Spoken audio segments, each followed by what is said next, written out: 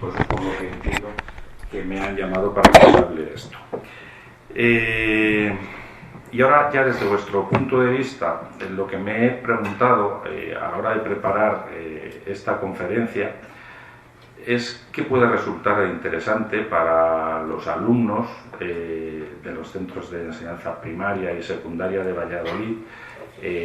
Todo esto, pues yo creo que esta historia tiene mucho interés por varios motivos. En primer lugar, porque abarca muchas disciplinas, tiene muchas lecturas, desde la historia de la literatura, la historia de España. Estamos hablando de los momentos o de algunos de los momentos más brillantes de la historia de España en la Edad Moderna. Tiene un indudable interés para la historia de Valladolid, por supuesto, y también para la historia de la geografía urbana, para la historia del urbanismo, porque este es uno de los raros ejemplos en los que un documento, un expediente, pues acaba modificando todo un proyecto urbanístico, como sucede aquí. Todos os habéis preguntado qué pintan estas casas, interrumpiendo el trazado de una calle, de una de las pocas calles que parecen trazadas ex profeso, ¿verdad?, de este ensanche vallisoletano.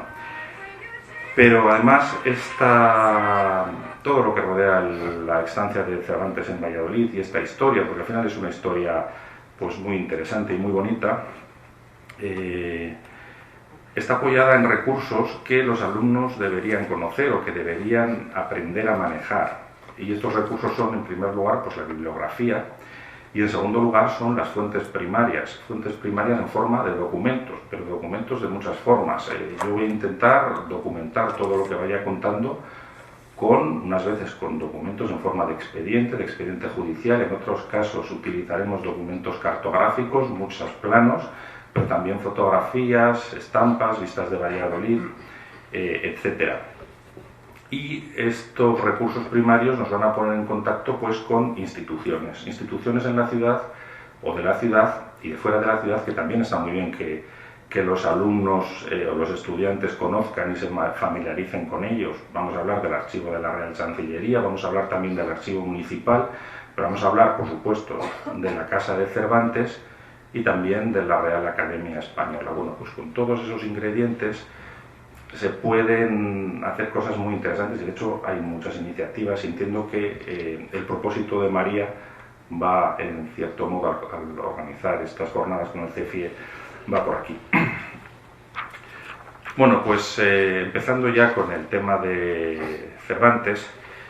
Miguel de Cervantes vivió en Valladolid en dos momentos de su vida.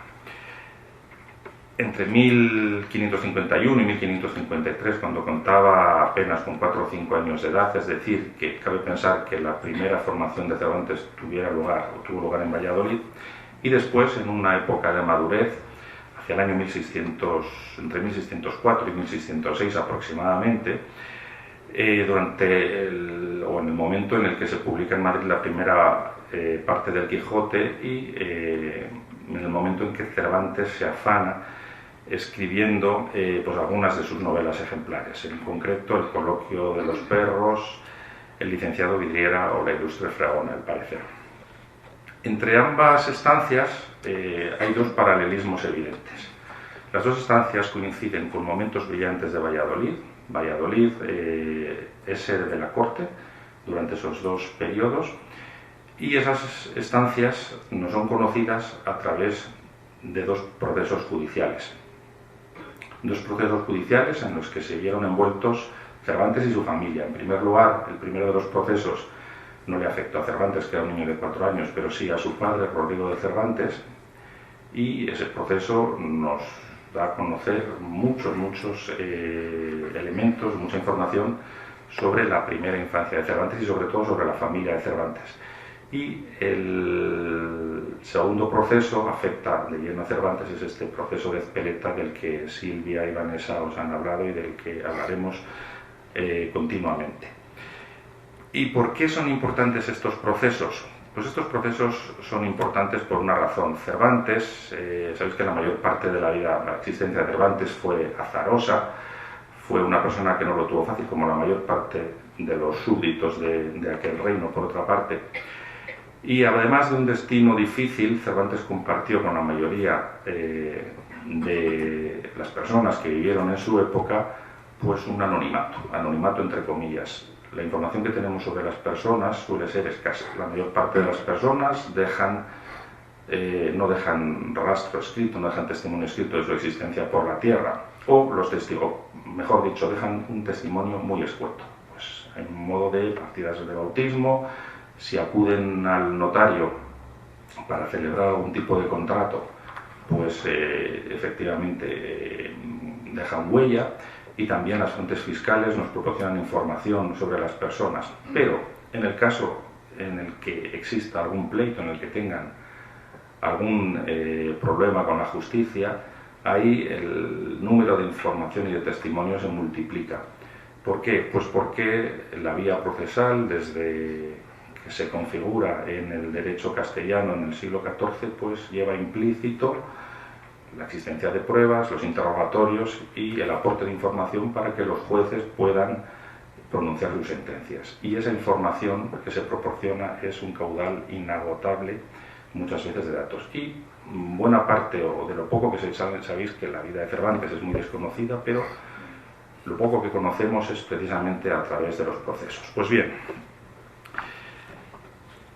el proceso de Rodrigo de Cervantes, que se desarrolla entre 1552 y 1553, nos habla de los orígenes familiares de Cervantes y de su primera infancia en Valladolid, como os he dicho antes. Bueno, esta es una vista de Valladolid, de Vingaerde,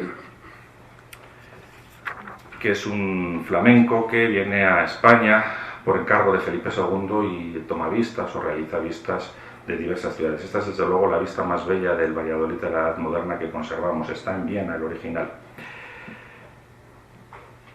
Rodrigo de Cervantes, que vivió entre los años 1509 y 1585, ha sido definido como un hombre triste. Era hijo, o nació en una familia acomodada. El padre era experto en leyes, era un abogado formado en la Universidad de Salamanca. Su madre era hija de unos médicos cordobeses, y al parecer pues los orígenes judeo-conversos pues son más que probados. Se casó con una mujer de Arganda, hija de campesinos adinerados, Leonor de Cortinas, pero el matrimonio, a pesar de los buenos augurios iniciales, atravesó siempre muchas dificultades, motivadas fundamentalmente, en primer lugar, por la escasa formación de Rodrigo de Cervantes. Rodrigo de Cervantes era cirujano. Un cirujano ocupa la escala más baja dentro de los profesionales de la medicina en esta época, a pesar del nombre que nos puede despistar si lo miramos con criterios actuales. Los cirujanos sacaban muelas, hacían sangrías y poco más. Además tenían muchos hijos. Tuvieron 7 hijos, en el momento en que vienen a Valladolid tienen 4. Y además de todo esto, pues la fortuna no les acompaña.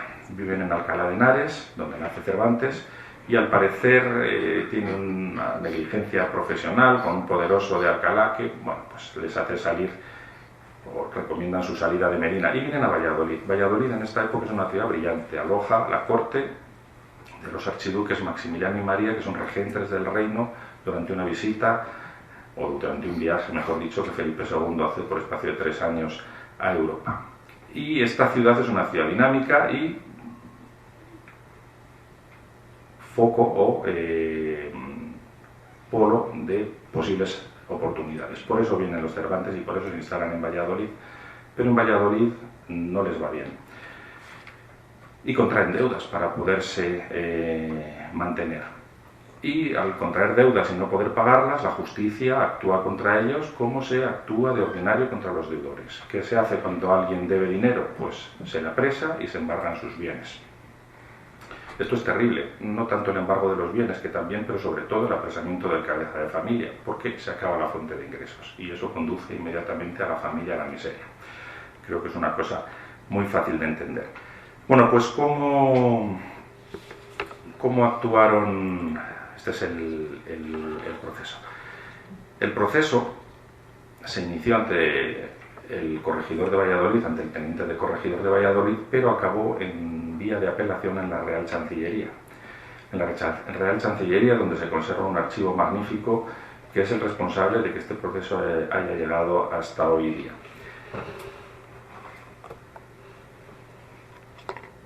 pues aquí tenemos la portada del proceso en el que se puede ver cómo Gregorio Romano, proceso de Gregorio Romano, vecino de esta villa de Valladolid, y Rodrigo de Cervantes, ahí aparece el escribano Juan Vázquez, etc. ¿Qué es lo que sucede en el proceso? Bueno, pues en el proceso, básicamente, los demandantes acusan al demandado y la familia se defiende como puede. ¿Y cuáles son las vías a las que acude la familia? La familia, desde luego, era brava y no se sometía a su suerte o a su mala suerte. Pues utilizan dos estratagemas que tienen resultado. Por un lado, la madre de Cervantes, Leonor de Torreblanca, que vive en estos momentos en Valladolid con su hijo y con la familia de su hijo, alega que los bienes que les han resultado embargados no pueden embargarse porque son en parte suyos, puesto que se embargan también los bienes de una hermana de Cervantes, que entonces era menor, María, y la estratagema tiene resultado y les devuelve los bienes. Y por otro lado, Rodrigo de Cervantes apela a su condición de hidalgo, que al parecer no era cierta, para salir de la cárcel, porque ya sabéis que la ley del antiguo régimen se basa en el privilegio, y uno de los privilegios que tienen los hidalgos es que no pueden ser hechos presos por deudas. Bueno, pues al final la estratagema da resultado y Rodrigo de Cervantes sale liberado de la cárcel y se les devuelven sus bienes. Pero el proceso nos aporta muchísima información, un caudal impresionante de información. En primer lugar, claro, al ir a embargar nos dicen dónde viven. Y viven en concreto en algún punto, y no sé si el ratón se va a ver, sí, ¿verdad? Sí que lo veis. Bueno, pues viven en concreto en algún punto de esta calle. Bueno, esto lo reconocéis, ¿verdad? Esto es la actual Plaza de Zorrilla, la Puerta del Campo, al inicio de la calle de Santiago, y esta calle, que en el futuro se conocerá como Paseo de Zorrilla, ahora se conoce como Arrabal del Sancti Spiritus por este convento que está aquí, que es el convento del Sancti Spiritus. Aquí está la Puerta del Carmen o Puerta de Madrid, y esto es que recibió ese nombre por este convento que hay aquí, que es el Carmen Calzado.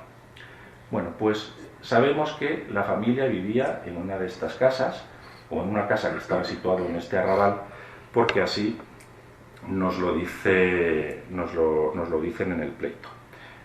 Este edificio que vemos aquí tendrá un significado también posteriormente en la vida de Cervantes. Como sabéis, es el Hospital de la Resurrección, frontero muy cerca del espacio donde nos encontramos ahora, que está fuera de campo. Bueno, este es un plano precioso de Diego Pérez, y este plano se conserva en el Museo de Valladolid. O sea que podéis obtener, es un plano del siglo XVIII, pero no obstante, en concreto del año 1778. Pero es muy fácil de obtener y es fantástico para imaginarse el Campo Grande o para imaginarse cómo era el Valladolid del siglo XVIII. Pues además, el pleito nos habla del entorno material en el que se desarrolla toda la infancia de Cervantes, porque cuando se procede al embargo se hace un inventario de los bienes que le embargan. Y aquí tenéis el inventario de los bienes. Lo veis aquí, aparecen, bueno, es una bonita letra humanística que se lee ya muy bien. Primeramente una manta frazada, blanca, otra colorada, más 4 sábanas, más otras 2 mantas frazadas, viejas, más 3 almohadas de cama, las 2 llanas y una labrada, más unas calzas amarillas. Es decir, este es todo el inventario de los bienes, ropa, enseres que tienen los Cervantes, que, bueno, pues nos hablan de una familia que vive sin demasiado desahogo. Entre los bienes, ¿qué es lo que destacan? Pues hablan de algunos objetos de cierto empaque nobiliario, como un repostero con armas de un castillo, unas cruces, una espada, un cofrecillo de joyas. Dicen un cofrecillo de joyas, pero no dice un cofrecillo con joyas, o sea que tenía la caja y nada más. Una caja de cuchillos dorados, un niño Jesús en una caja de madera, una vihuela. Esto sí que es interesante, porque sabemos que Cervantes tocaba la guitarra, era aficionado a la música. Y luego hay 3 libros, lo que pasa es que no sé si salen en la hoja del inventario. Salen los libros, ¿verdad? Sí, ahí están los libros. Que estos libros pues sí que nos relacionan o nos hablan, pero son relacionados con la profesión del padre, ¿no? Más 3 libros, el uno de Antonio, el otro de práctica de cirugía, efectivamente. Estos libros tienen la gramática de Nebrija, la práctica de cirugía de Juan de Vigo y el estudio de las 4 enfermedades de Lovera y Ávila. Estos son los libros que tiene. Y además, bueno, pues hay algún mobiliario de cama y mesa, en el que destaca una mesa de nogal con sus bancos. O sea que todo esto que nos han estado contando Silvia y Vanessa no va muy desencaminado de lo que realmente había en la casa, no en esta, sino en la casa de la primera infancia de Cervantes. Bueno, veis aquí todos los bienes. Bueno. ¿Qué más sabemos a través de este pleito? Pues también sabemos con quién se relacionaban los Cervantes, y se relacionan con artesanos en Valladolid, y eso nos indica también la extracción social que tenía. Pedro García, el avalista, es un calcetero, igual que García Alonso, que es frenero, que es el que da fianzas en la devolución de los bienes de Leonor de Torreblanca. Bueno, pues todo esto nos compone un retrato de una familia que vive con dificultades, pero lo que es muy importante y caracteriza toda la vida de Cervantes futura, es una familia que está acostumbrada a crecerse ante la adversidad. Y esto es una de las cosas, una de las constantes que se ve en todo el periplo vital de Cervantes. Bien. Años después, más de 50 años después, Cervantes vuelve a Valladolid. Y esa estancia de Cervantes en Valladolid es nuevamente conocida a través de un proceso. El proceso de Gaspar de Ezpeleta, que ya probablemente conoceríais y del que os han estado hablando toda la tarde. El interés que tiene este pleito para nosotros es sin duda mucho mayor por dos motivos. En primer lugar, por la importancia que tiene para el conocimiento de la vida de Cervantes. Según Jean Canavallo, que estuvo aquí hace un año, un poco más o menos, ¿verdad? Jean Canavallo es uno de los mayores especialistas en la vida de Cervantes. Según Jean Canavallo, este proceso de Ezpeleta es el pleito que más información aporta sobre la vida de Cervantes después de toda la documentación relacionada con el cautiverio de Argel. Y en segundo lugar, este proceso es importante para nosotros por la trascendencia que su descubrimiento tuvo para Valladolid desde muchos puntos de vista, fundamentalmente el patrimonial y el urbanístico. Gracias a este proceso se pudo descubrir esta casa en la que había vivido Cervantes en Valladolid, y se dio con ella de una forma pues muy curiosa. Se dio con ella un profesor de la Escuela de Comercio, dio con la casa a través de las escrituras de venta y arrendamiento y testamentos, y pudo dar con ellas. Y se consiguió algo absolutamente inusitado pensando en la trayectoria, y no sé si en el futuro, espero que en el futuro no, pero en la trayectoria de esta ciudad, que ha sido especialmente dañina con su patrimonio. Bueno, pues realmente eso es un ejemplo de cómo algo se pudo conservar gracias a un expediente, como se había dicho. Y además, no sé si lo hacemos mucho, pero debemos sacar pecho porque esta casa es la única casa auténtica que subsiste de todas aquellas casas en las que se supone que habitó Cervantes, porque la casa de Alcalá de Henares, donde nació, que sí es cierto que está identificada, pues fue brutalmente derribada, no sé si en los años 60, no sé exactamente la historia, y la casa donde murió, en Madrid, que estaba situada detrás del Ritz, esta casa fue, creo que al principio de la edad contemporánea, en el año 1834, derribada, o sea que es que no queda ninguna otra. Y esta se salvó de milagro, pero se salvó. Bueno, pues este es el célebre plano de Ventura Seco, es el plano más antiguo que conservamos de la ciudad de Valladolid, desde el año 1738. Y lo he puesto aquí, pues bueno, este plano se conserva en el archivo municipal y está aquí por una razón. Para hablar del Valladolid de la Corte no tenemos ningún plano del Valladolid de la Corte, pero el Valladolid de la Corte debía ser muy parecido a esto, porque nuestra ciudad experimenta una parálisis, cuando no decadencia o decrepitud, extraordinaria desde el momento en que se va a la Corte hasta mediados del siglo XIX, en que resurge. Bueno, sabéis que la Corte, en época de Felipe II, durante primera mitad del siglo XVI, hay tres ciudades que aspiran a convertirse en Corte de la monarquía hispánica, que son Valladolid, Toledo y Madrid, y a partir del célebre solo Madrid es Corte, pues Valladolid queda arrinconada, pero tiene una nueva oportunidad con el gobierno de Felipe III, gracias a los movimientos del duque de Lerma. El duque de Lerma quería apartar, al parecer, a Felipe III de la influencia de su tía y abuela, la emperatriz María, que estaba en Madrid en las descalzas reales, y además por intereses económicos, etcétera, consigue que Felipe III traiga la corte a Valladolid. El decreto creo que es del 10 de enero del año 1600, o 1601. Y desde ese momento la corte está en Valladolid. La venida de la corte a Valladolid supone un movimiento extraordinario. ¿Qué sucede? Viene la corte, vienen todos los consejos, los órganos burocráticos de la corte. Muchos órganos que hay aquí tienen que salir, por ejemplo la Chancillería se tiene que ir a Medina del Campo, a Burgos primero y Medina del Campo después.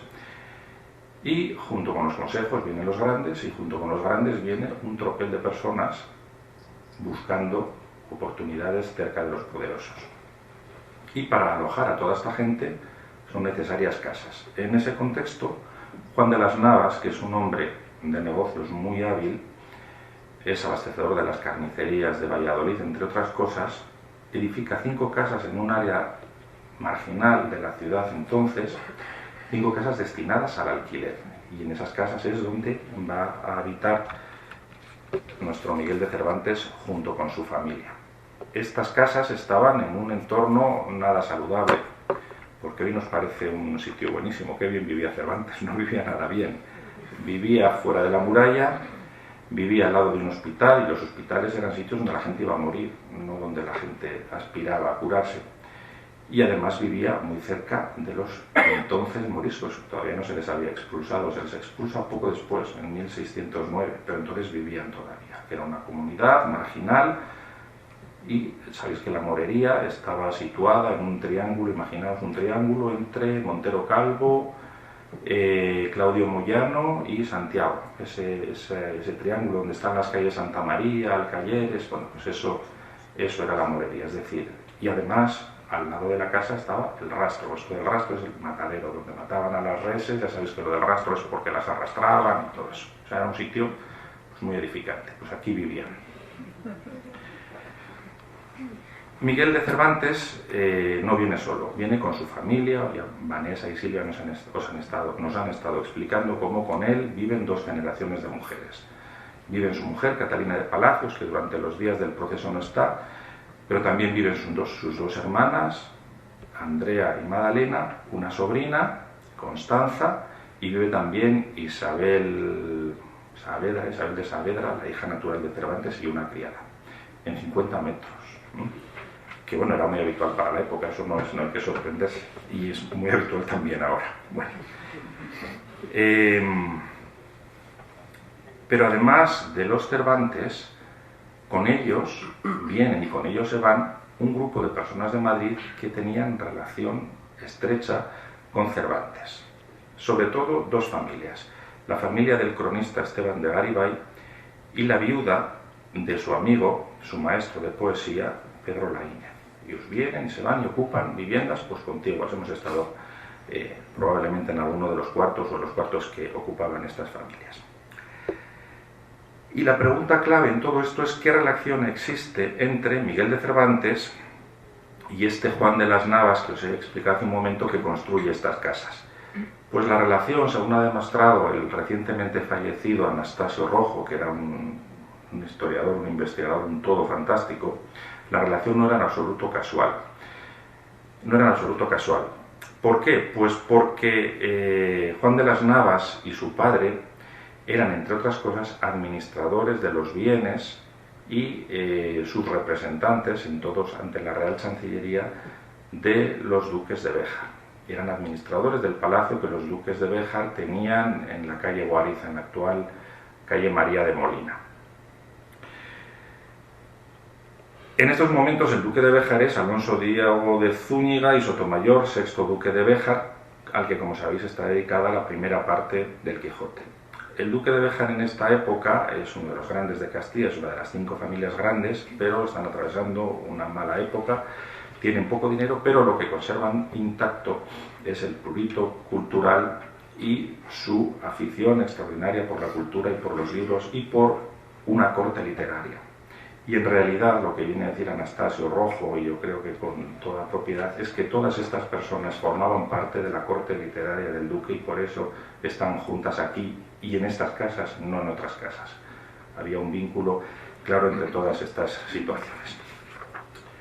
Pues bien, con estos antecedentes, el proceso de Ezpeleta, del que tanto vais a oír hablar, habéis oído y vais a oír hablar esta tarde, no son más que las diligencias que abre el alcalde de Casa y Corte, la justicia máxima de la ciudad o del entorno donde residen los reyes, el alcalde de Casa y Corte, don Cristóbal de Villarroel, con motivo de las heridas y posterior muerte del caballero Gaspar de Ezpeleta, resultas de un duelo, unos hechos que ocurrieron en Valladolid entre los días 27 y 29 de 1605, muy cerca de donde nos encontramos ahora mismo. Este plano es una copia del plano anterior que hizo en su día, en el año 1901, Juan Agapito y Revilla, que es un arquitecto extraordinario vallisoletano, una de estas personas a las que parece mentira que le diera tiempo a hacer todo lo que hizo o tanto como hizo. Bueno, pues aprovechando este plano también se encuentra en el archivo municipal, podemos reconstruir toda la historia o lo que pasó aquella noche del 27 de junio de 1605. Los hechos los conocemos muy bien porque los cuentan con todo lujo de detalles los vecinos de Cervantes, que fueron apresados e interrogados con él ante o por el justicia, el alcalde de Casa y Corte, don Cristóbal de Villarroel. Y los hechos se iniciaron aquí. Nuevamente, a ver si encuentro el ratón. Nuevamente, bueno, veis, esto es, sí que os situáis, ¿verdad? Esto es la acera del Sancti Spiritus, es decir, el Paseo Zorrilla. Aquí esa puerta que existía, bueno, pues Gaspar de Ezpeleta, que era un caballero navarro de la corte, un cuarentón, bastante calavera, rondador de casadas, etc., salía de cenar de casa del marqués de Falces, que vivía en esta acera del Sancti Spiritus, y se dirigía, al parecer, a su casa, a su posada, a la posada donde vivía, que estaba en la calle de los Manteros, que debería estar... Es que no veo el ratón en la pantalla.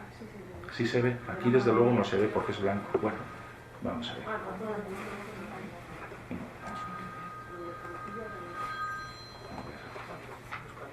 A ver si lo veo.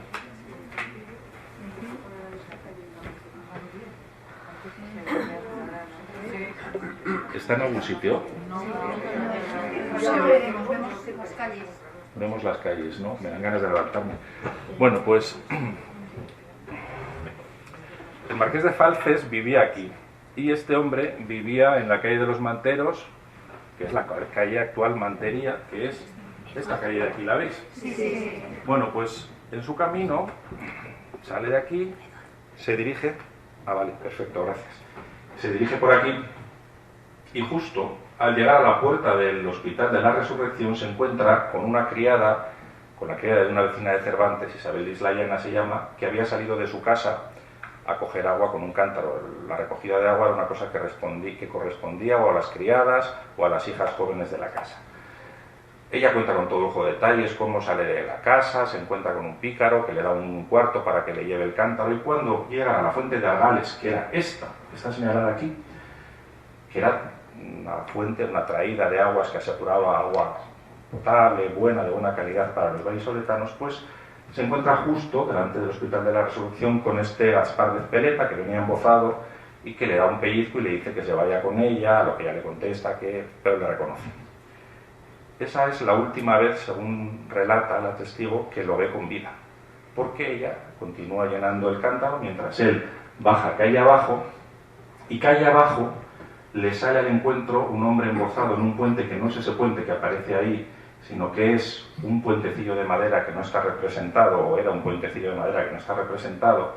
Tiene lugar el duelo con las heridas, y ella, cuando llega a la casa, le explica al juez que entiende los gritos de socorro, la ropa ensangrentada del caballero que se encuentra, que va corriendo, los ladridos de los perros, todo el alboroto. Bueno, pues lo que sucede con este caballero es que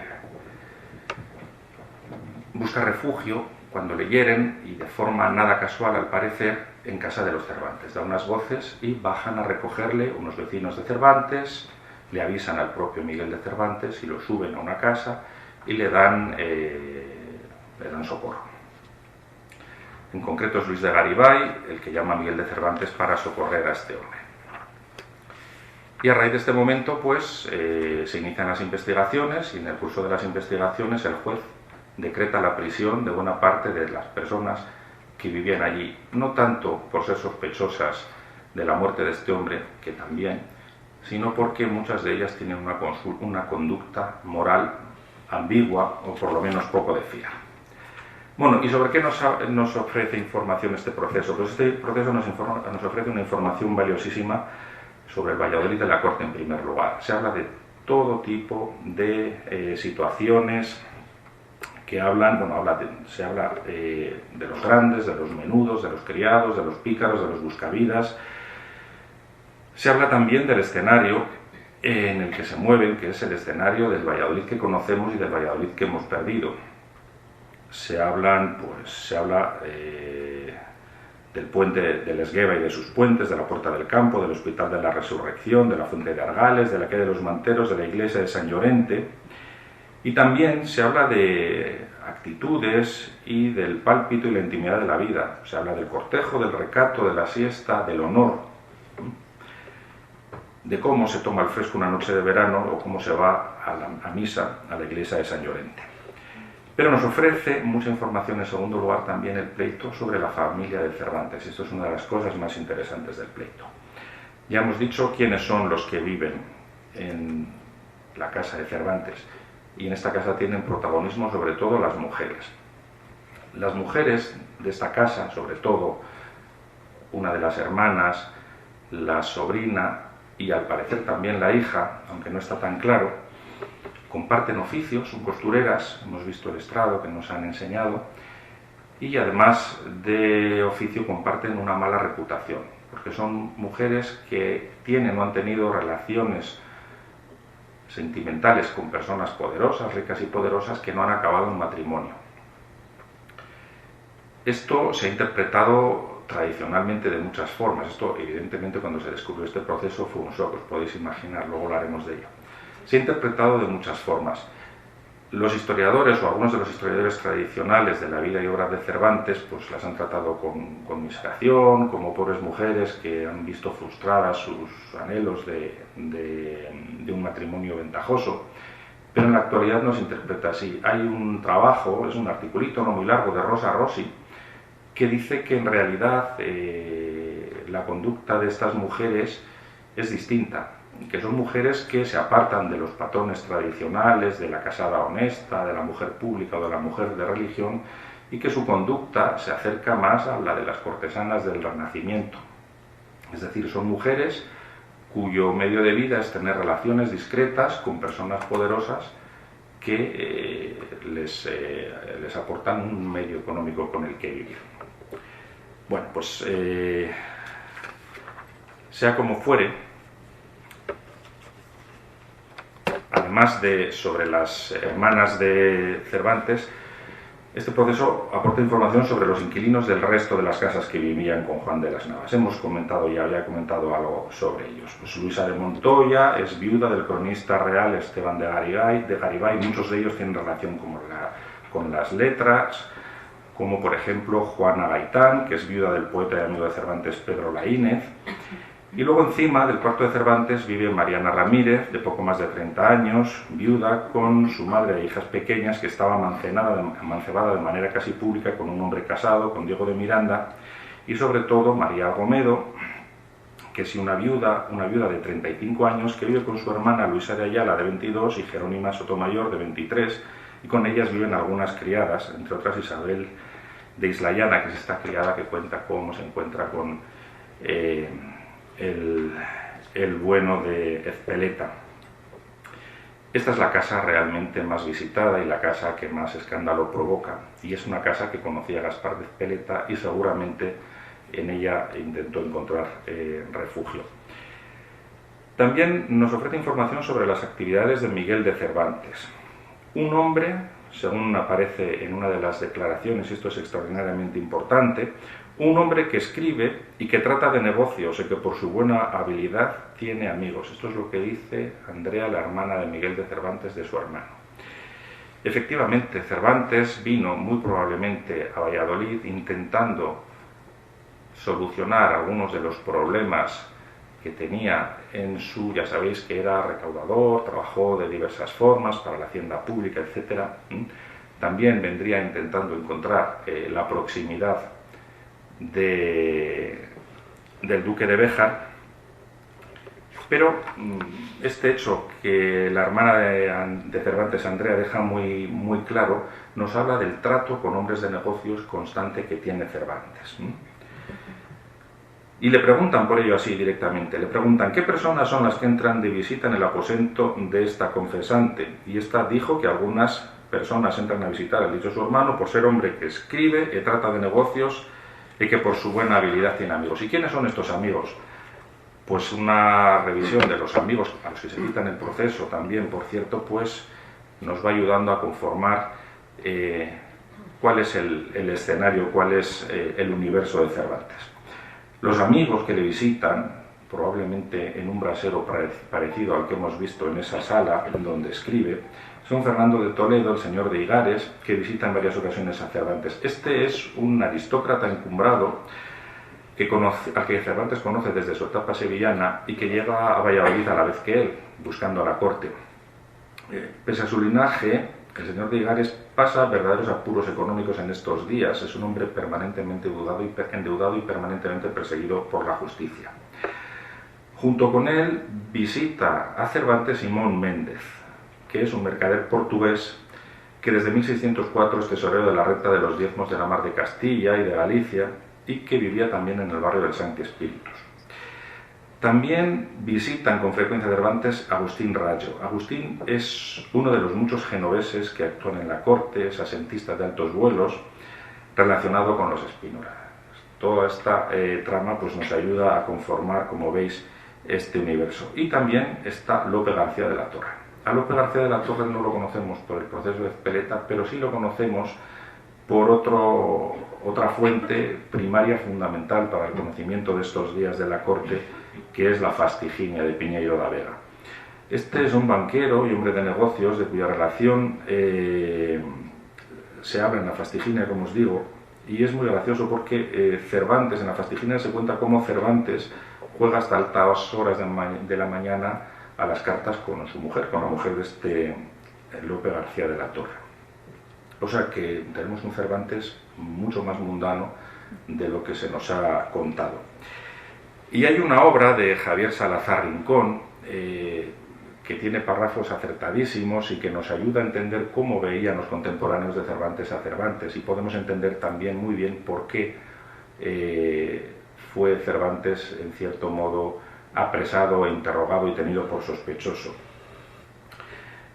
Salazar Rincón habla de aquel manco que vivía junto a... Leo palabras textuales. Aquel manco que vivía junto al rastro, rodeado de mujeres de reputación dudosa, aficionado a los naipes y ocupado en negocios imprecisos, que a pesar de titularse escritor, hasta los 57 años no había sacado provecho alguno a las letras y que se relacionaba asiduamente con un hombre de negocios genovés, dedicado al tráfico de dinero y asediado por los pleitos, y con un tal Simón Méndez, encarcelado por deudas cuya ascendencia judía no estaba comprobada, aunque os aseguro que muchos de sus vecinos pensarían lo mismo que el inquisidor de Marras, negociante portugués y arrendador de aduanas. Solo con eso ya hay bastante para que la Inquisición se ocupase de él.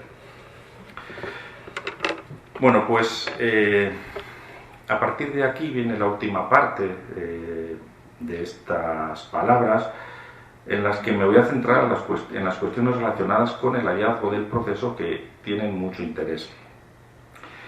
El expediente Ezpeleta se conserva hoy en la Biblioteca de la Real Academia Española.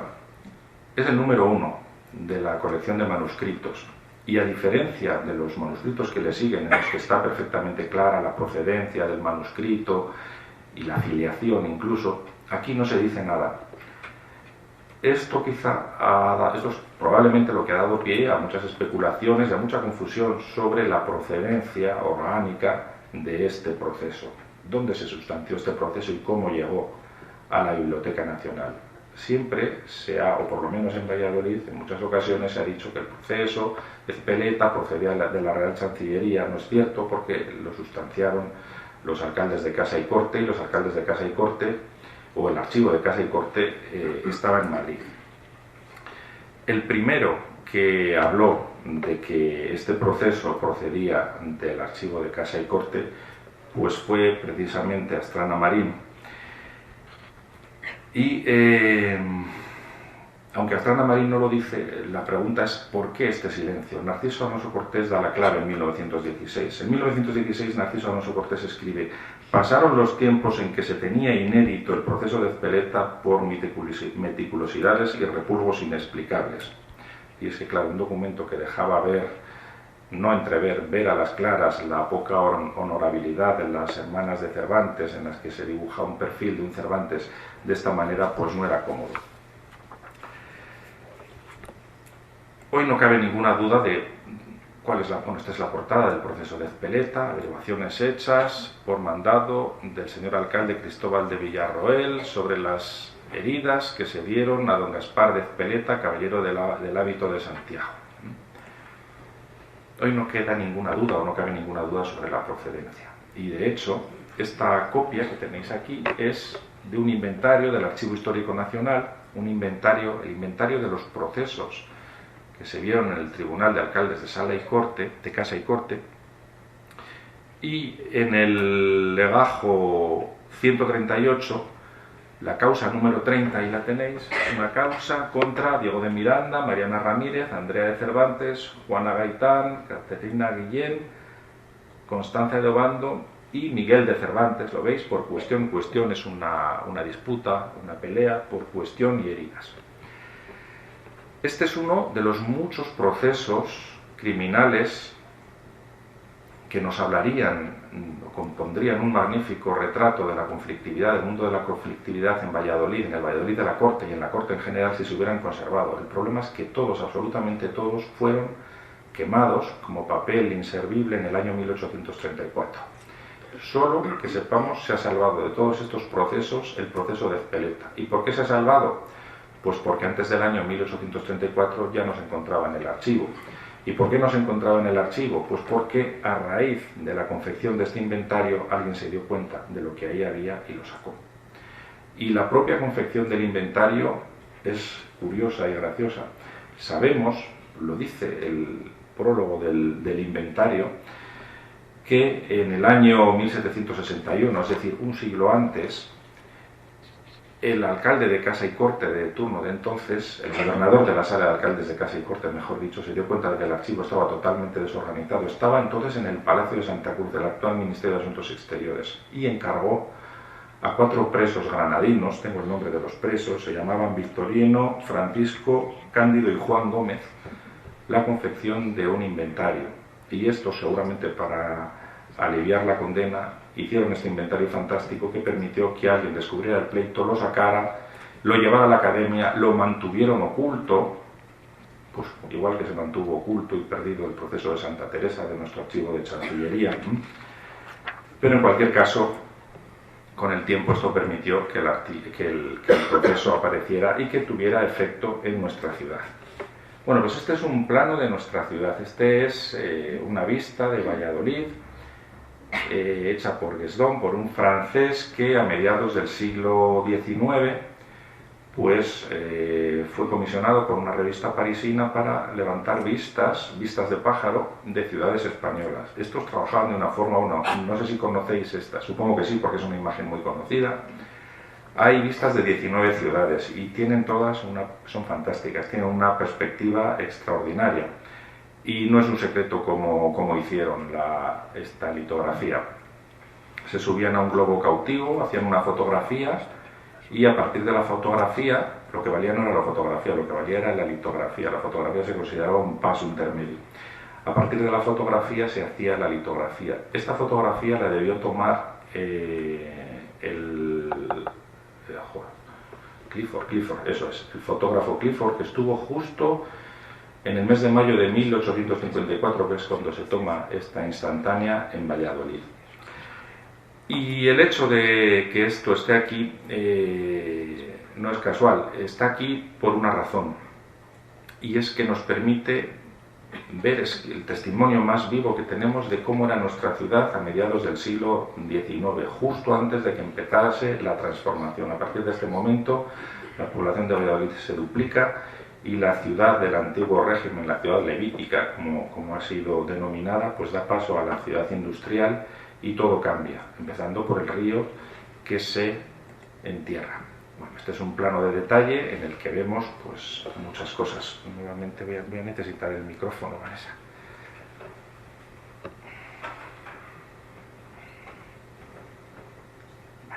Esto es el año 1854 y las casas de Cervantes se descubren en 1862, aunque el resultado no se hace público hasta 1866. Y en este momento, bueno, veis aquí la acera del Sancti Spiritus, nuevamente, bueno, este es el octógono, la actual Academia de Caballería, aquí veis la calle de Santiago con el arco del campo. Esto es la acera de Recoletos, aquí está el Hospital de la Resurrección, lo veis ahí. Y luego aquí veis el río. Bueno, el río en el anterior se veía. El ramal sur del Esgueva viene por aquí y va por ahí en lo que es el Campillo. Y las casas de Cervantes están justo ahí. Este es el Hospital de la Resurrección, en una fotografía de mediados de siglo. Y esto es del año 1863, es decir, esto es de los años en los que se están descubriendo las casas. Esta foto está datada porque esta foto procede del homenaje que la Crónica Mercantil hizo a José Zorrilla con motivo de su regreso a España después de su estancia en México y demás. Son fotografías de Bernardo Maeso, que son las primeras fotografías de cierta calidad que conservamos de Valladolid. Este es un detalle de esa fotografía, una ampliación, y aquí veis todavía son 5 casas. 1, 2, 3, 4 y 5. Esta se pierde, pero se conservan todas las demás. Y aquí veis el río, ¿no? El puente, etc. Veis ahí también el Hospital de la Resurrección de una forma muy clara. Bueno, pues ¿qué pasa en estos años? Pues en estos años lo principal... ¿Cómo voy de tiempo? Tengo tiempo todavía, ¿no? Tengo algo, sí. Pues lo principal es que en el año 1862... José Santamaría Ita, que es catedrático de la Escuela de Comercio de Valladolid, por un descubrimiento casual, tirando de registros y de escrituras de compra-venta, localiza las casas de Juan de las Navas. Y nada más localizar las casas de Juan de las Navas, colocan una lápida en el año 1866 en la que se dice: en esta casa vivió Miguel de Cervantes Saavedra al publicarse El Quijote en Madrid en el año 1605. Esa lápida es esta que veis, puntero que no aparece y encima, eso es. Esta lápida es esa que veis ahí. Esta foto está tomada por otro gran fotógrafo extranjero que trabajó en Valladolid, procede del archivo municipal, y es una foto de Lauren, del Logan.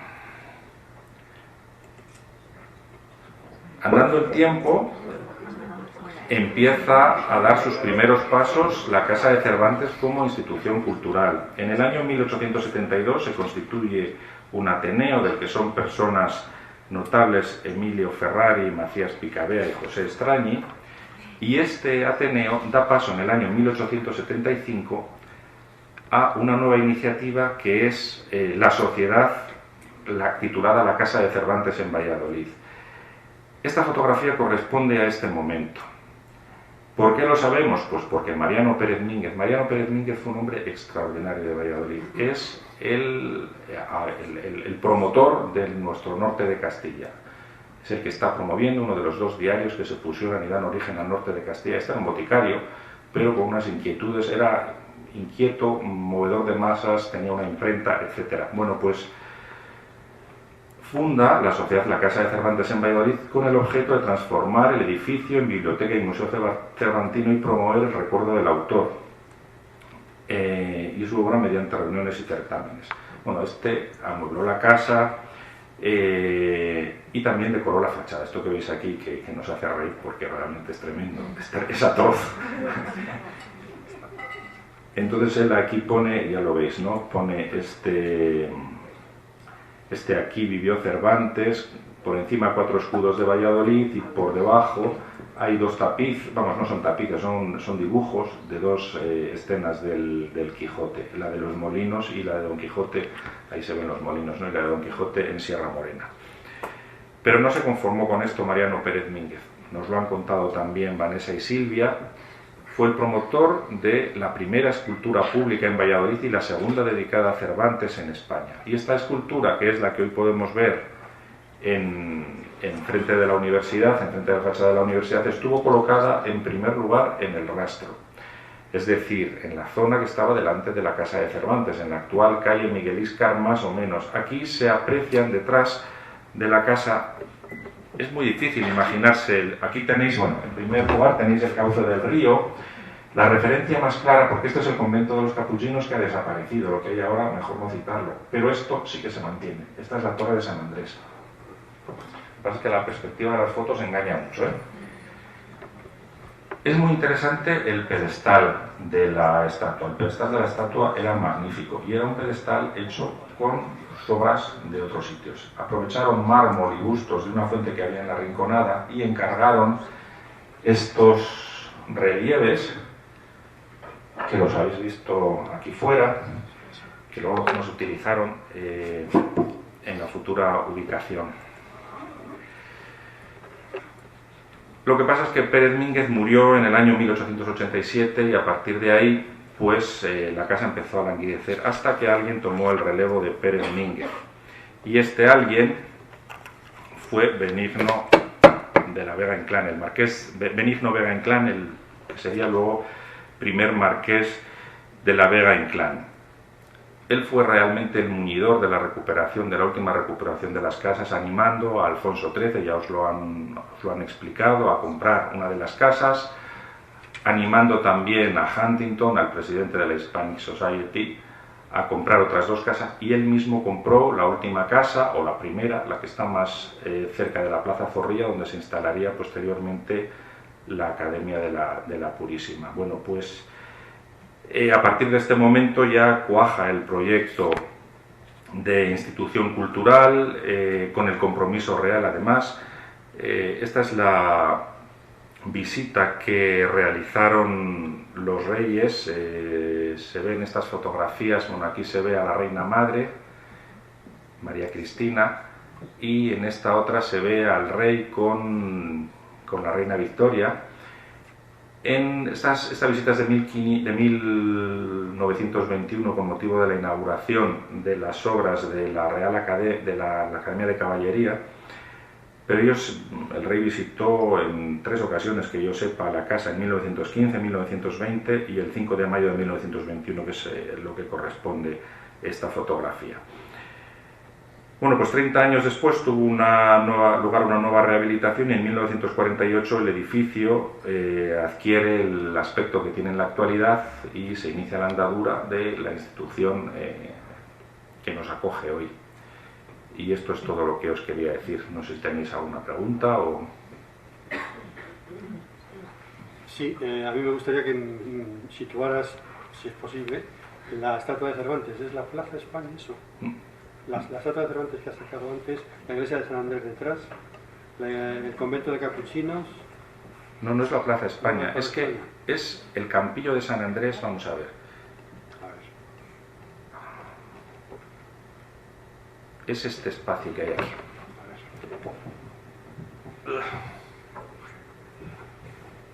Este espacio, más o menos. El edificio que se ve al fondo es este. Este espacio. Es decir, calle Miguel Íscar ahora está ocupado por casas, pero es esa zona. Esa es una de las preguntas. Muchas veces nos preguntamos cómo nuestra ciudad es tan caótica. Bueno, pues tiene una explicación. Cuando en otras ciudades, en el momento de fuerte crecimiento, pensad que Valladolid pasa de tener cerca de 21.000, 22.000 habitantes a tener 54.000 en un espacio de 15 años, en torno a los años 50 y tantos del siglo XIX, y a partir de ahí crecen ininterrumpidamente hasta tener 100.000 habitantes. La barrera de los 100.000 habitantes no se supera hasta final de siglo. Bueno, pues el crecimiento urbano que cabe pensar no tiene lugar en un ensanche como sucede en otras ciudades. ¿Y por qué no pasa eso en Valladolid? Pues por 2 motivos. Porque hay mucho suelo dentro de los muros de la ciudad procedente de la desamortización. La primera operación especulativa a gran escala es la de la venta de la de la venta del solar enorme del convento de San Francisco, ya lo sabéis. Hay un señor que se llama Pedro Chotorena, que era un lince, se compró el edificio, el solar, en pagarés al 4%, y antes de haber pagado el segundo pagaré había conseguido que el ayuntamiento le abriera 2 calles. Una calle es la actual Constitución y otra calle es la calle, se llamaba en principio Mendizábal, es la actual Menéndez Pelayo, por lo cual ya con calles, pues ideal, ¿qué más quieres? Bueno, pues el terreno que sale a la venta de los conventos, de los que estaba llena la ciudad, 40 y tantos, los masculinos, los femeninos no, sirve para que la ciudad crezca, pero también el terreno que deja libre el río cuando se entierra. Y en este momento ya han enterrado el ramal norte, se culmina en el año 50 y tantos, que es el que más daño hacía a la ciudad, pero el ramal sur todavía está en el aire. En esta incluso anterior podéis verlo, en esta imagen podéis ver cómo el ramal sur desaguaba en lo que hoy es más o menos la calle Doctrinos, porque sigue el trazado de la calle Doctrinos. Aquí está. Esto es el río. ¿Lo veis? Que además se ve el talud como desagua. Lo que pasa es que no nos lo imaginamos. Aquí está la Torre de Valladolid en la actualidad. Esta es la casa que posteriormente tirará Dibildos, el marido de Paulina Riet, y hace la Torre de Valladolid y luego todo lo demás. ¿Tenéis alguna cosa más que preguntar? Bueno, pues muchas gracias.